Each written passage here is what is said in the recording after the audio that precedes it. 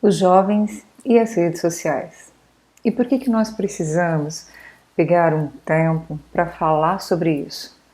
Porque é muito sério tudo que vem acontecendo com essa juventude e a forma como eles estão lidando com as redes, ou as redes estão lidando com eles. Bom, para começar o nosso assunto, a nossa conversa, eu vou falar para você um pouquinho a respeito da individuação. Por exemplo, o conceito junguiano de individuação consiste num processo em que uma pessoa se torna um indivíduo. O principal foco da individuação é o conhecimento de si mesmo.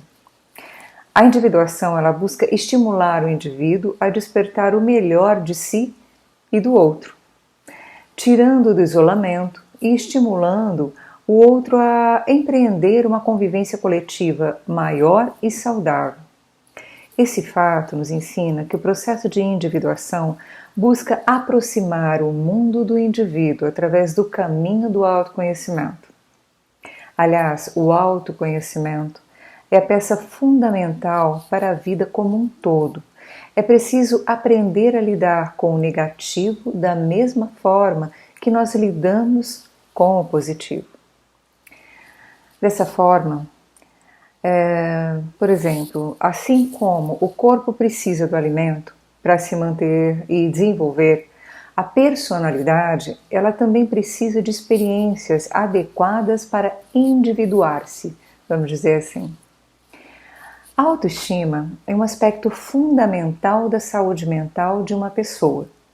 Ela se refere à avaliação que alguém faz de si mesmo e da sua capacidade de lidar com os desafios da vida. E como está caminhando a autoestima da nossa sociedade atualmente? Como que está caminhando a autoestima dos jovens, das crianças e dos adolescentes? Existe uma pesquisa realizada pela Dove, se eu não me engano, no final de 2020, ela revelou que 35% das 503 meninas entrevistadas já se sentiram menos bonitas ao verem fotos de influenciadores e celebridades nas redes sociais. Essa pesquisa também mostra que 84% das jovens brasileiras com 13 anos já aplicaram filtro ou usaram um aplicativo para mudar a imagem em fotos. Nós estamos falando de jovens de 13 anos de idade. Tenho nada contra os filtros, mas nós precisamos não perder as nossas referências e os valores reais. Os filtros ajudam muito. Por exemplo, fazer maquiagem para participar de uma reunião ou para gravar um vídeo que vai transmitir um trabalho. Só que é diferente um adulto, um homem, uma mulher, independente do sexo, independente do gênero. Você lançar mão de um filtro para compor um trabalho, do que esses jovens lançar mão desses filtros porque eles têm dificuldade de se aceitar como eles são. Nós estamos falando de pessoas que estão construindo aí essa personalidade. Os filtros muitas vezes projetam padrões inatingíveis. E aí eu pergunto, como se auto-perceber e desenvolver uma autocrítica saudável diante de tantas imagens construídas nas redes sociais? A construção da autoestima pode ser afetada por diversos fatores. E nos adolescentes, que fazem parte da geração Z, que são aqueles nascidos entre 2000 e 2010, grande parte dessa interferência está presente nas redes sociais. Eu citei um trabalho a semana passada aqui e eu torno a reforçar isso e convido inclusive muitas pessoas a pesquisarem esse trabalho e muitos outros que existem mundo afora por aí. Esse trabalho é um estudo da Universidade de Cambridge, Oxford e do Instituto Donders para Cérebro, Cognição e Comportamento. Foi publicado na revista chamada Nature Communications. E com base nesse trabalho, os jovens são mais vulneráveis aos efeitos negativos das redes sociais. As redes, elas servem como uma vitrine de corpos perfeitos, peles impecáveis e uma vida aparentemente glamourosa, o que faz com que esse grupo se compare constantemente e se sinta constantemente inadequado. A busca pela perfeição é algo que atinge homens e mulheres de todas as idades. No entanto, as redes sociais acentuaram ainda mais essa pressão, criando o quê? Uma imagem de como as pessoas devem ser e como elas devem agir. Crianças e adolescentes fazem uso excessivo das telas e das redes sociais, o que causa uma dependência e vício, além de agravar e disparar problemas como depressão e ansiedade.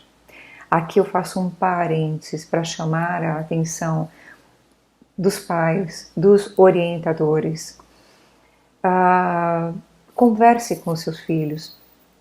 Tudo que é feito na base da discussão não vai gerar um resultado muito bom, mas conscientizá-los disso é muito importante e é um trabalho que precisa ser feito sim, todos os dias.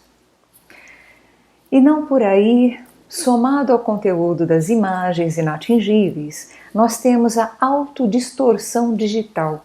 E o que é isso? É uma tentativa irreal e constante de atender a padrões de beleza.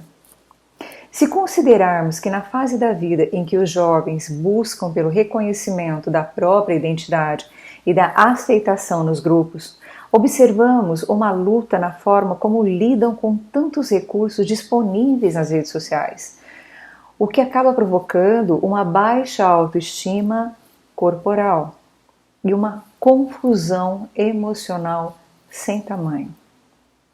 É importante lembrar que a luta contra a ditadura da beleza envolve a promoção da diversidade e da inclusão, e a valorização da autoestima e do amor próprio, acima de padrões estéticos impostos pela sociedade.